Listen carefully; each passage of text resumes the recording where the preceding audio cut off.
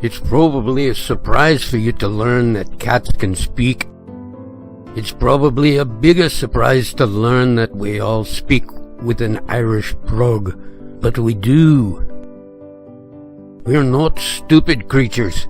We know very well that if you clowns knew how smart we are, you'd put us to work. Work is not our strong suit. It would be a complete nightmare.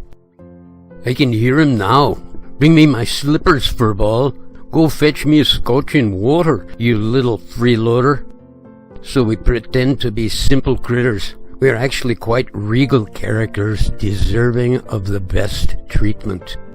Okay, our needs might be simple. Of course, we want nice fancy food available on demand around the clock, but that's all. Oh, and some cream in a bowl would be lovely. We don't particularly want to be petted, but we'll put up with anything as long as you keep the grub coming. We are disciplined creatures. We know when to shut our yaps. Okay, here he comes.